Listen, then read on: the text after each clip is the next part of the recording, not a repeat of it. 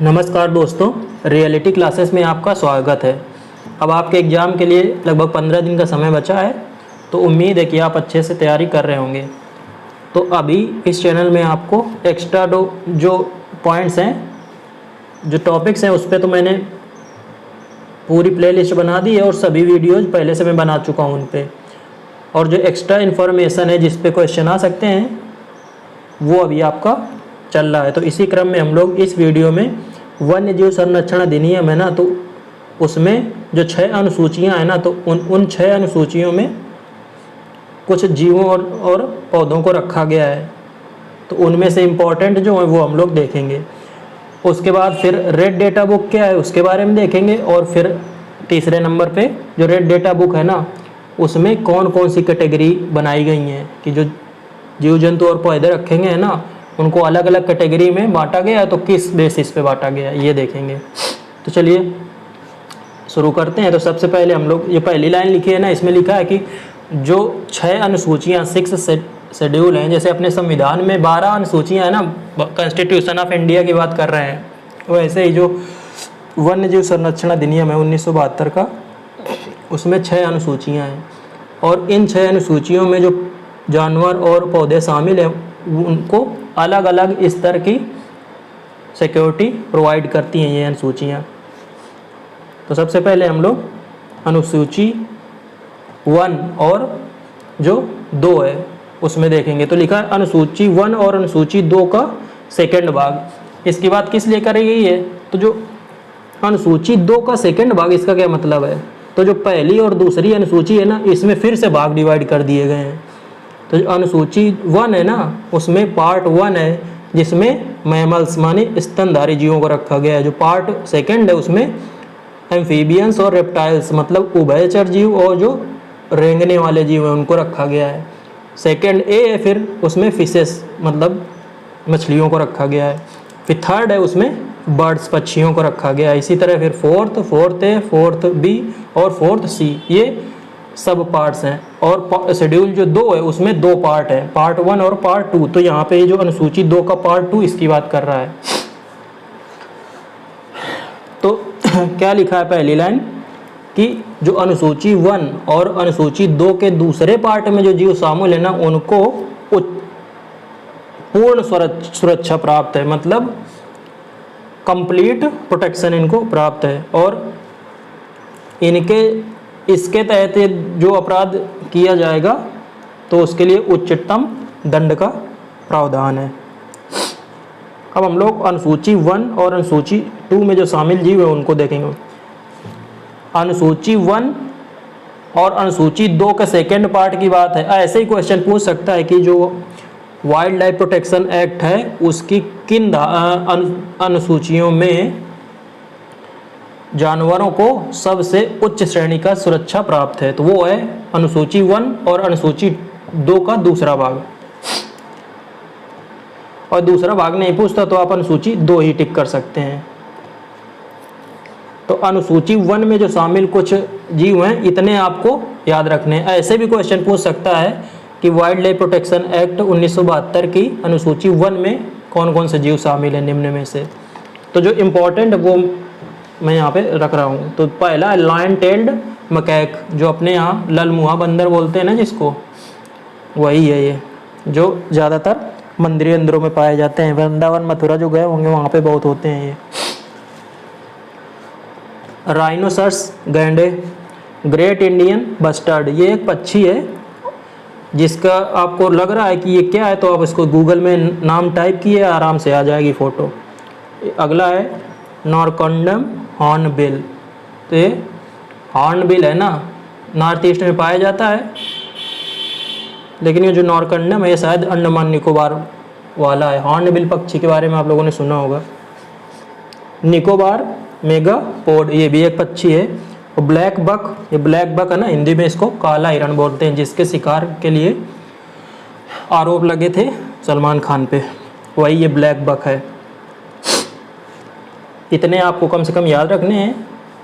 6 मैंने यहाँ पे शामिल किए हैं। अनुसूची 2 में शामिल कुछ जानवर हैं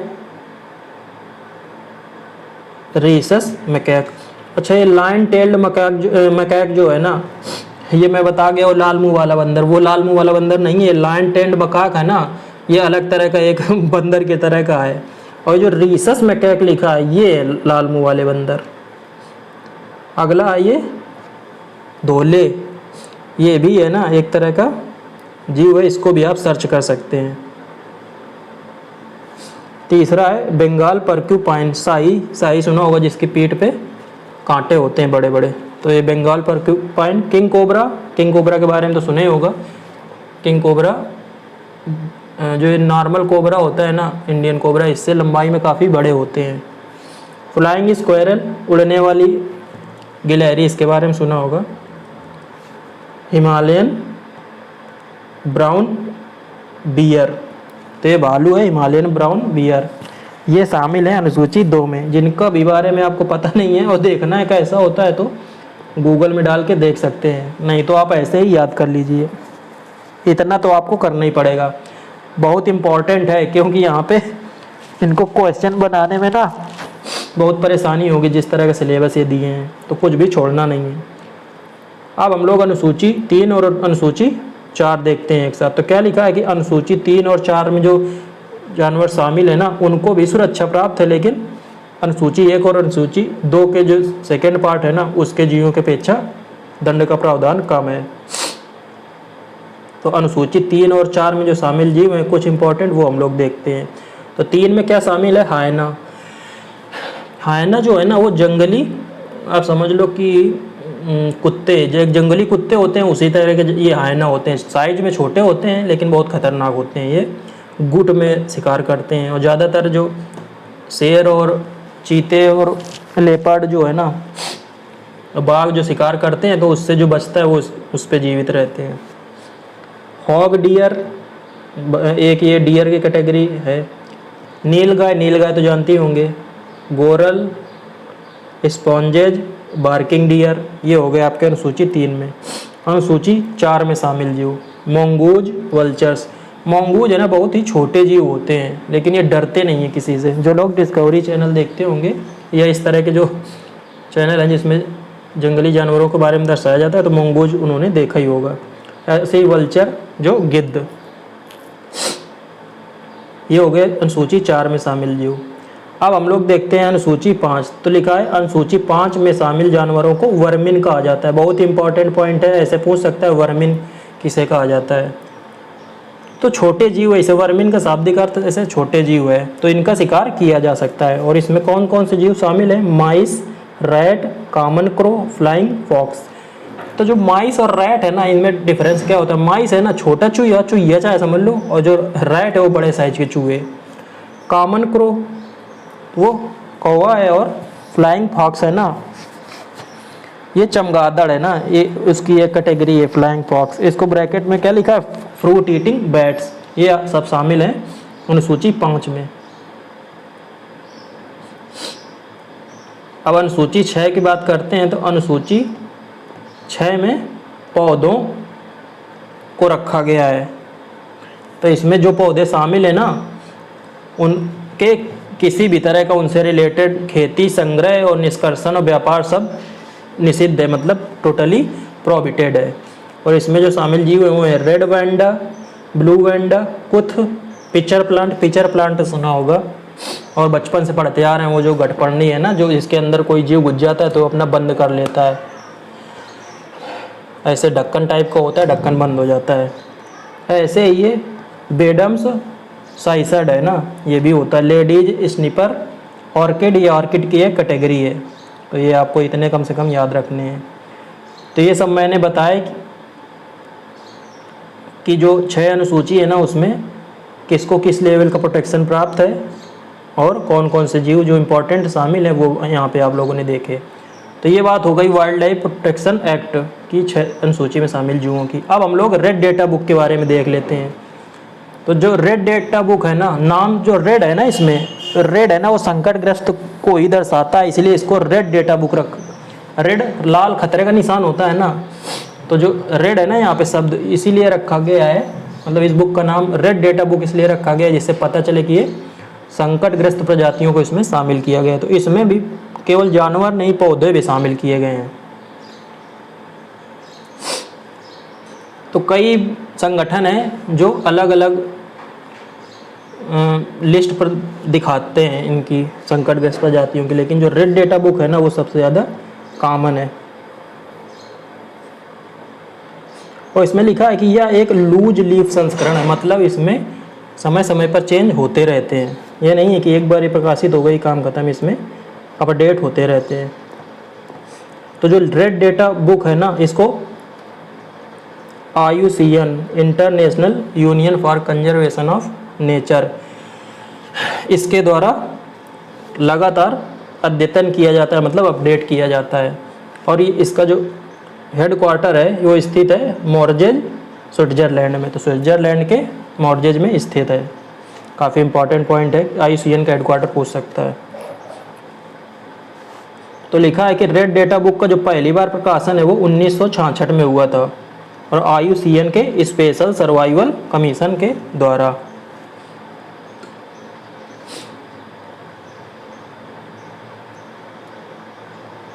और जो रेड डेटा बुक है ना, वो इसमें सूचीबद्ध जो प्रजातियां हैं ना, उनके संरक्षण के लिए मेन बात है कि अब जिस इसमें जो जानवर शामिल कर लिए गए हैं, और जानवर और पौधे उनका संरक्षण किस तरह से सुनिश्चित किया जा सके।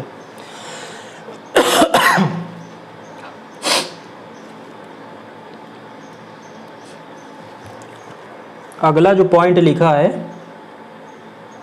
कि जो ये बुक है ना, काफ़ी इम्पोर्टेंट पॉइंट है कि जो ये बुक है ना, इसमें लुप्त प्राय मतलब एंडेंजर्ड जो स्तनधारी मतलब मैमल्स और जो पक्षी है ना, उनके बारे में ज़्यादा डिटेल में जानकारी है। तो इस तरह से भी क्वेश्चन बन सकता है कि रेड डेटा बुक में किसके बारे में ज़्यादा डिटेल जानकारी दी गई है। तो किसके बारे में? मैमल्स और बर्ड्स के बारे में, या हिंदी में बोले तो स्तनधारियों और पक्षियों के बारे में। वैसे आपका जो क्वेश्चन पेपर बनेगा ना, वो बाईलिंगुअल होगा, हिंदी और इंग्लिश दोनों में बनेगा।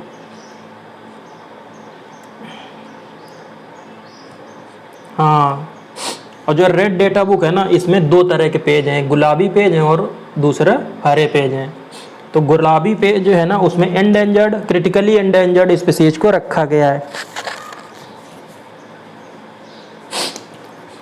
और जो हरे पेज है ना, उसमें उन जानवरों और पौधों को रखा गया है जो अब जिनकी संख्या काफ़ी हो गई है और वो अब लुप्त प्राय की श्रेणी में नहीं आते हैं। लेकिन जो लाल गुलाबी पेज है ना, उनकी संख्या बहुत ज़्यादा है, और हरे पेजों की संख्या काफ़ी कम है, क्योंकि लगातार जो एंडेंजर्ड स्पीशीज है ना, वो बढ़ते जा रहे हैं। अब हम लोग देखेंगे कि जो ये रेड डेटा बुक है ना, वो किस तरीके से जानवरों को क्लासीफाई इसमें किया गया है, अलग अलग कैटेगरी में रखा गया है। तो किस तरह से, तो जो पहली कैटेगरी है वो एक्सटिंक्ट, और यदि शॉर्ट में बोले तो EX ऐसे लिखा हुआ है, E कैपिटल में और X स्मॉल लेटर में। आपको कैपिटल और स्मॉल लेटर जैसे मैं बताऊंगा जिसमें वैसे ध्यान रखना है। तो एक्सटिंक्ट इस कैटेगरी में उनको रखा गया है जिसका एक भी सदस्य, मतलब जिस प्रजाति का एक भी सदस्य अभी ज्ञात नहीं है, उनको किसी भी तरह से नहीं है, अभिज्ञात है कि अभी जो अंतिम सदस्य है वो मर चुका है, तो उसको एक्सटिंक्ट में रखा गया है। दूसरी है वो एक्सटिंक्ट इन वाइल्ड, तो इसमें इसको डिनोट करते हैं EW से, कैपिटल E कैपिटल W। तो एक्सटिंक्ट इन वाइल्ड हिंदी से आप समझ सकते हैं जो जंगली क्षेत्र में जो विलुप्त हो गया है, मतलब कि ऐसी प्रजातियां जो अपने नेचुरल हैबिटेट में गायब हो गई हैं। लेकिन कहीं जगह ऐसा होता है ना कि इनका लैब्स वगैरह में और कुछ प्रोटेक्टेड एरिया होते हैं, मतलब जो नेचुरल नहीं होते हैं, आर्टिफिशियल, वहाँ पे तो कुछ संख्या इनकी हो सकती है, लेकिन वो अपने प्राकृतिक आवास से जो विलुप्त हो चुके हैं, तो उनको एक्सटिंक्ट इन wild, capital E capital W इस कैटेगरी में रखा जाता है। जितनी जानकारी आपको बताई जा रही है उतनी बस आपके लिए काम की है, बाकी आप घुसोगे तो बहुत घुसते चले जाओगे। अब तीन कैटेगरी आगे हैं, क्रिटिकली एंडेंजर्ड, तो कैपिटल C कैपिटल R से इसको डिनोट करते हैं, CR से। ऐसे ही एंडेंजर्ड EN और वल्नरेबल VU। तो इस 3 कैटेगरी में जो रखे गए हैं ना, उनके लिए कुछ कंडीशंस रखी गई हैं। तो जो क्रिटिकली एंडेंजर्ड है ना, उसमें पहली कंडीशन है ना, मतलब ये जो कंडीशंस है ना, इनको फॉलो करना चाहिए। किसी प्रजाति को आप क्रिटिकली एंडेंजर्ड में रख रहे हो तो इन सभी कैटेगरी को, इन सभी क्राइटेरिया को फॉलो करना चाहिए। जो पहला है वो है कि पिछले 10 वर्षों में 90% से अधिक संख्या में कमी। किसी जो स्पीशीज की हम लोग बात कर रहे हैं, तो किसी प्रजाति की जिसकी बात कर रहे हैं, वो यदि पिछले 10 वर्षों में उसकी 90% से अधिक संख्या में कमी आ गई हो। सपोज पहले 10 वर्ष पहले 1000 थी, अब वो बची है 10% होता है 100, तो 100 से कम बची है, तो मान लो 80 बची है यदि पिछले 10 वर्षों में। तो पहला ये हो गई क्राइटेरिया। दूसरा है 50 से कम वयस्क सदस्यों की संख्या। तो मैं अभी बता गया 80 ना, तो 80 नहीं लेंगे, 50 से कम। तो वो 50 से कम होना चाहिए वो जो संख्या। तो अब 50 से कम मतलब 45। तो 1000 यदि थी 10 वर्ष पहले, तो अब बची है मान लो 49, 50 नहीं 49 या उससे कम। तीसरा है कि पिछले 10 वर्षों में जो एक्सटेंट इन वाइल्ड की जो प्रोबेबिलिटी है वो कम से कम 50% हो। अभी सेकेंड नंबर में हम लोगों ने एक्सटेंट इन वाइल्ड देखा था ना, तो इसकी भी प्रोबेबिलिटी प्रायिकता निकालते हैं कि एक्सटेंट इन वाइल्ड की जो प्रोबेबिलिटी है वो कितनी बची है, वो कम से कम 50% होनी चाहिए। और जो चौथा है वो तो यही दिखाता है कि उच्च प्रायिकता है, मतलब अच्छे खासे चांस हैं कि एक्सटेंट इन वाइल्ड कैटेगरी को ये फॉलो कर रही है कोई प्रजाति, तो वो क्रिटिकली एंडेंजर्ड में उसको रखा जाएगा। अब है एंडेंजर्ड। तो एंडेंजर्ड के लिए फिर से क्राइटेरिया दिए गए हैं तीनों। तो इसमें क्या है, पिछले 10 वर्षों में उनकी संख्या में 70% से अधिक कमी आ गई हो। मतलब 10 साल पहले मान लो 1000 है, तो वो अब उसका 70% हो गया। 70% यदि संख्या में कमी आ गई तो 70% गायब हो गए, 30% 300। लेकिन दूसरा लिखा है 250 से कम, तो जो संख्या है ना वो 250। वैसे तो 30% है तो 300 होता है, लेकिन वो संख्या 250 से कम होनी चाहिए। और तीसरा है कि पिछले 20 वर्षों में कम से कम 20% एक्सटेंट इन वाइल्ड की प्रोबेबिलिटी को दर्शाता हो। तीनों हैं पिछले 10 वर्षों में। फिर से एक बार देख लेते हैं। पिछले 10 वर्षों में 70% से अधिक संख्या में कमी, और जो अभी संख्या बची है वो 250 से कम होनी चाहिए। और तीसरा है पिछले 20 वर्षों में 20% कम से कम 20% एक्सटेंट इन वाइल्ड की प्रोबेबिलिटी होनी चाहिए। अगली है वो है कैटेगरी वल्नरेबल, मतलब VU। तो इसमें क्या लिखा है, पिछले 10 वर्षों में 50% से अधिक संख्या में कमी। तीनों बिल्कुल ये सेम है क्राइटेरिया, बस चेंज डेटा में हो रहा है। तो 10 वर्षों के बाद फिर यहाँ पे आ गई वो 50% से अधिक संख्या में कमी। जैसे जैसे आगे हम लोग कैटेगरी में बढ़ते जा रहे हैं तो संख्या बढ़ती जा रही है, जो परसेंटेज है ना वो भी कम होता जा रहा है। तो अब यहाँ पे 50% से संख्या में कमी और 10,000 से कम वयस्क सदस्यों की संख्या। तो सदस्यों की संख्या इसमें बहुत ज़्यादा हो गई देखो। और लिखा है ये जो वर्ष लिखा है ना तीसरे नंबर में, तो पहले वाले में थे 10 क्रिटिकली एंडेंजर्ड में, उसके बाद एंडेंजर्ड में हो गए 20 और यहाँ पे फिर से 10 हो गए। और जो एक्सटेंट इन वाइल्ड की प्रोबेबिलिटी है वो यहाँ पे 10%, इसके ऊपर ज़्यादा थी 20%, फिर इसके ऊपर 50%। तो ये हो गए आपके क्रिटिकली एंडेंजर्ड और वल्नरेबल, CR, EN और VU। और कैटेगरी ये कितनी बची है, 4। टोटल 9 कैटेगरी में जो IUCN के रेड डेटा बुक है ना, उसमें जीवों और पेड़ पौधों को टोटल 9 कैटेगरी में डिवाइड किया गया है। तो जो 6वीं है वो है नियर थ्रेटेंड, मतलब जो संकटग्रस्त श्रेणी के पास में पहुंच गई है, लेकिन अभी उसकी पर्याप्त संख्या है। और ज़्यादा अब आपको पढ़ना नहीं है, जितना इम्पोर्टेंट है वो 5 नंबर तक ही, जितना डेटा जरूरी था वो आपने पढ़ लिया, इनको बस एक बार देख लीजिए। और नियर थ्रेटेंड को NT से डिनोट करते हैं। नाम जैसा लिखा है वैसे ही समझ में आ रहा है।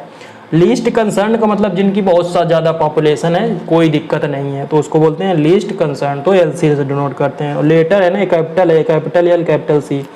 डेटा डेफिशिएंट मतलब जिस किसी प्रजाति के बारे में जो डेटा है ना वो सफिशिएंट नहीं होता, उसको डीडी इसमें रखते हैं। और नॉट इवेल्युएटेड मतलब अब ये दुनिया भर में जितनी प्रजातियां पाई जाती हैं उस सब को तो ये इवेल्युएट करने ही आएंगे, क्योंकि एक लिमिट है ना इवेल्युएशन की। तो जिनको नहीं इवेल्युएट किया गया वो इसमें रखा गया है, एनी नॉट इवेल्युएटेड। तो ये आपका हो गया, तीनों चीज़ें मैंने यहाँ पे बता दी। रेड डेटा बुक होती क्या है और जो इसमें कौन कौन सी कैटेगरी हैं। तो कैटेगरी 5 तक जो है वो आपको याद रखनी है। और इससे पहले हम लोगों ने WPA जो है 1972 का, उसमें जो 6 अनुसूची है ना उसमें इम्पोर्टेंट जो जीव शामिल हैं और पौधे जो हैं वो आपको बता दिए गए। एक बात यहाँ पे और मैं बताना भूल गया था, वो मैं बता देता हूँ।